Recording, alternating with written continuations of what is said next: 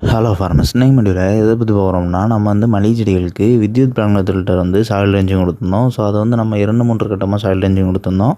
And ஒவ்வொரு நிலையிலையுமே அதாவது வெவ்வேறு ஸ்டேஜஸில் இருக்கக்கூடிய மல்லிகை செடிகளுக்கு நம்ம கொடுத்துருந்தோம். ஸோ அதை பற்றி எல்லாத்தையுமே இந்த வீடியோவில் நம்ம பார்க்க போகிறோம்.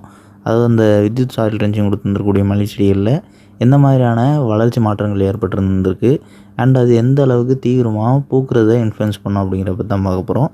ஸோ இப்போ நீங்கள் பார்க்கக்கூடிய இந்த மல்லிகை செடியில் பார்த்தீங்கன்னா கவாத்து செஞ்சு விட்டதுக்கு பிறகு 2வது சுற்று பூக்களுக்கான 2வது தாவர நிலை வளர்ச்சி ஆரம்பிச்சிருக்கு. ஸோ இது நம்ம அந்த வித்யுத் பிளான்கள் பயன்படுத்திய பிறகு வரக்கூடிய முதல் தாவர நிலை வளர்ச்சி. ஏன்னா அந்த முதல் சுற்று பூக்கள் இருக்கும்போது தான் நம்ம சாயில் ரேஞ்சிங் கொடுத்துருந்தோம். அதாவது நம்ம 2-3 கட்டமாக சாயில் ரேஞ்சிங் கொடுத்துருந்த செடிகளில் இந்த மல்லிகை செடி நம்ம முதல் சுற்று பூக்கள் வந்திருக்கக்கூடிய சமயத்தில் சாயில் ரேஞ்சிங் கொடுத்தது செடி. அதாவது அந்த கவாத்து செஞ்சு விட்டதுக்கு பிறகு முதல் சுற்று பூக்கள் வந்திருக்கும்போது நம்ம சாயில் ரேஞ்சிங் கொடுத்தோம் அப்படின்னா